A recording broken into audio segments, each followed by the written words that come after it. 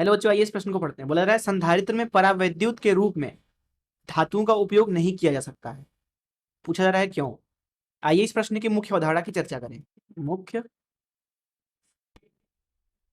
अवधारणा अवधारणा देखिए, हम बात करते हैं यहाँ पे परावैद्युत की। परावैद्युत माध्यम माध्यम माध्यम या पदार्थ, और इधर बात करेंगे धातु का माध्यम, धातु माध्यम या धातु पदार्थ। देखिए, मान लीजिए आपके पास में कोई एक परावैद्युत माध्यम है इस तरीके से, या परावैद्युत पदार्थ का एक टुकड़ा है इस तरीके से। इसका परावैद्युत नियतांक K है। तो होता ये कि इसके अंदर जो इलेक्ट्रॉन होते हैं वो मुक्त नहीं होते। मुक्त मुक्त होते भी है तो बहुत कम, नगण्य, मान लीजिए मुक्त नहीं होते। अब हम क्या करते हैं कि इसके ऊपर एक विद्युत क्षेत्र लगाते हैं बाहर से। मान लीजिए इस तरीके से आपने विद्युत क्षेत्र लगाया, विद्युत क्षेत्र का वास्तविक मान मान लीजिए E है। तो इलेक्ट्रॉन मुक्त तो है नहीं, तो गति कर नहीं सकते, लेकिन इलेक्ट्रॉनों के ऊपर पीछे की तरफ बल तो लगेगा। तो अगर परमाणु मान लीजिए इस तरीके का है, ये बीच में बिंदु जो बना है ये मान लीजिए नाभिक है और इसके चारों तरफ इलेक्ट्रॉन है। इसके ऊपर आप विद्युत क्षेत्र लगाते हो, इस तरीके से विद्युत क्षेत्र लगा है, तो इलेक्ट्रॉन जो है वो इधर आ जाएंगे और धन आवेशित भाग इधर। तो इसकी वजह से जो अणु है यहाँ परावैद्युत माध्यम के, वो इस तरीके से ध्रुवित हो जाते हैं। उनकी वजह से केवल इसके किनारे किनारे अर्थात इधर और इधर आवेश प्रेरित हो जाते हैं इस तरीके से। इधर ऋण आवेश और इधर धन आवेश, बीच में कोई आवेश नहीं होता। इधर इधर जो क्षेत्र है इधर कोई आवेश नहीं होगा, आवेश केवल प्रेरित होगा किनारे किनारे सतह पे। तो इसकी वजह से यहाँ अंदर इधर से इधर एक विद्युत क्षेत्र आ जाता है, जिसको हम प्रेरित विद्युत क्षेत्र भी बोल सकते हैं। EI से प्रदर्शित कर दिया। तो अब यहाँ पर जो ये परावैद्युत माध्यम है, इसके अंदर अगर प्रभावी विद्युत क्षेत्र लिखना चाहें, प्रभावी विद्युत क्षेत्र, उसको E डैश बोल देते हैं। तो ये हो जाएगा वास्तविक विद्युत क्षेत्र ऋण EI, क्योंकि दोनों विपरीत दिशा में है। दरअसल ये बराबर होता है वास्तविक विद्युत क्षेत्र भागे K के बराबर। परावैद्युतांक का परिभाषा भी यही होता है दरअसल। अर्थात जब आप किसी परावैद्युत माध्यम के अंदर विद्युत क्षेत्र लगाते हैं, अगर उस परावैद्युत माध्यम का परावैद्युत नियतांक K है, तो उसके अंदर जो प्रभावी विद्युत क्षेत्र हो जाता है वो हो जाता है जो लगाया गया है विद्युत क्षेत्र गुणे 1/K, अर्थात E भागे K। जो यहाँ पे K होता है वो 1 से बड़ा होता है, जैसे हो सकता है 50 हो, 10 हो, 80 हो इत्यादि। वहीं जो ये धातु माध्यम होता है, मान लीजिए धातु का एक टुकड़ा है इस तरीके से। अब धातु के टुकड़े में क्या होता है, अनंत इलेक्ट्रॉन होते हैं, ऐसा मानते हैं कि इलेक्ट्रॉन का समुद्र होता है उसमें। तो जब आप इसके ऊपर इस तरीके से कोई विद्युत क्षेत्र लगाओगे बाहर से, मान लीजिए E लगाते हैं आप, तो इलेक्ट्रॉन जो है इसके अंदर विद्युत क्षेत्र के कारण वो गति करेंगे विपरीत दिशा में। और ये तब तक गति करेंगे जब तक अंदर विद्युत क्षेत्र होगा, अर्थात एक ऐसी अवस्था आएगी जब अंदर विद्युत क्षेत्र गायब हो जाएगा। उस अवस्था में जो इलेक्ट्रॉन होंगे वो इधर आ चुके होंगे, बहुत सारे इलेक्ट्रॉन।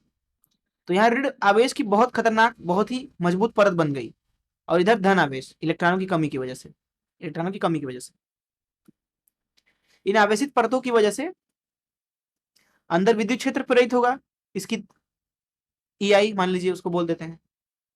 अब इलेक्ट्रॉन जो है अंदर वो तब तक गति करेंगे जब तक उनके ऊपर बल लगेगा, अर्थात जब तक अंदर विद्युत क्षेत्र होगा। तो जब साम्यावस्था आ जाएगी तो अंदर से विद्युत क्षेत्र गायब हो जाना चाहिए, अर्थात जो आपने बाहर से विद्युत क्षेत्र लगाया है वो इस तरीके से दिखेगा, तब इस तरीके से, इस तरीके से, इस तरीके से विद्युत क्षेत्र आया, अंदर गायब हो गया, फिर बाहर है। अर्थात जो EI है, EI ये जो बाहर से हमने विद्युत क्षेत्र लगाया है जिसका वास्तविक मान ये है, उसी के बराबर है।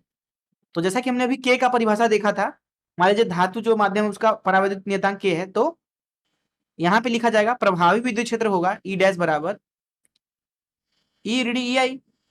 प्रभावी विद्युत क्षेत्र शून्य हो जाना चाहिए साम्यावस्था पे, जो कि बराबर है E भागे K के।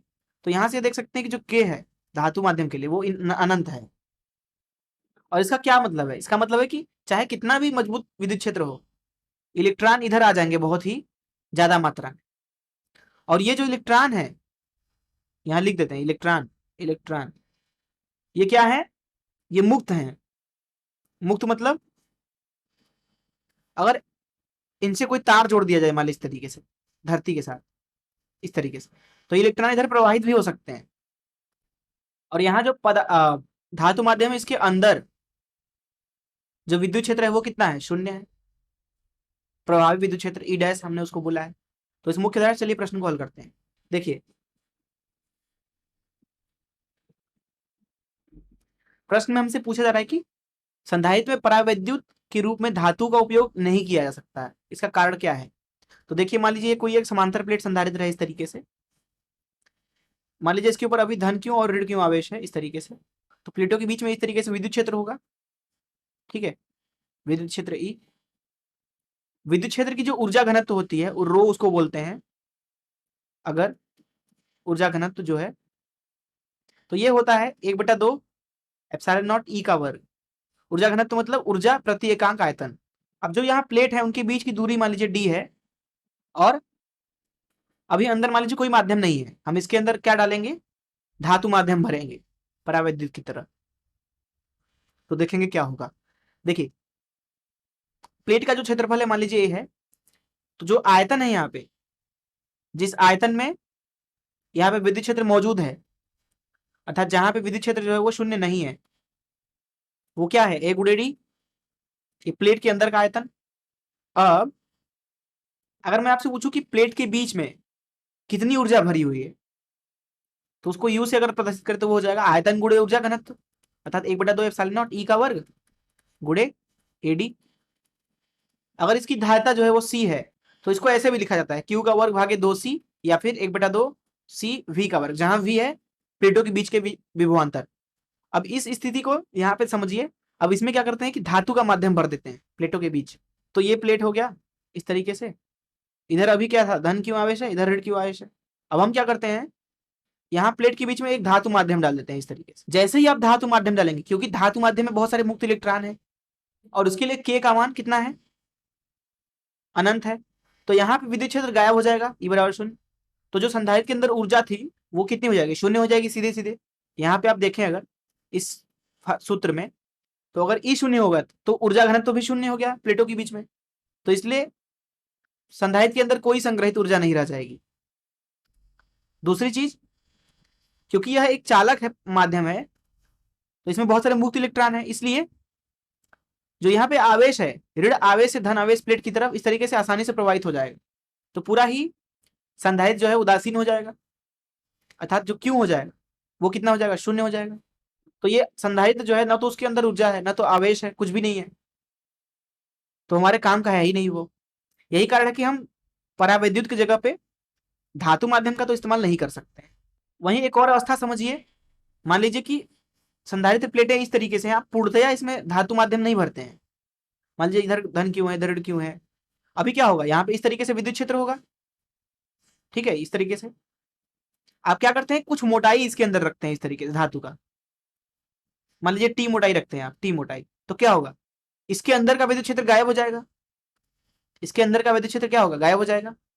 तो विद्युत क्षेत्र इस तरीके से होगा, इस तरीके से, इस तरीके से, अर्थात जितना आयतन आपने ये धातु का माध्यम यहाँ पे भरा है, उस आयतन में जो पहले विद्युत क्षेत्र थी अर्थात ऊर्जा घनत्व थी वो अब नहीं है। तो सीधी सी बात है कि इसकी जो पुरानी वाली ऊर्जा थी और जो ये इसकी नई वाली ऊर्जा है, नई वाली ऊर्जा क्या होगी, कम होगी, अर्थात इसकी ऊर्जा जो है वो घट गई, क्योंकि यहाँ इतने आयतन से जो विद्युत क्षेत्र गायब हो गया, इतने आयतन से ऊर्जा गायब हो गया। तो आप चाहे धातु का आंशिक रूप से संधारित्र के अंदर पट्टी रखें, चाहे पूर्णतया उसको भरते, दोनों ही स्थितियों में ऊर्जा जो है वो कम हो जाएगी संधारित्र के अंदर। ऐसा हम नहीं चाहेंगे, यही कारण है कि हम इस्तेमाल नहीं करेंगे परावैद्युत के रूप में धातुओं का। मैं आशा करता हूं कि आपको इस प्रश्न का हल जरूर समझ में आया होगा। धन्यवाद।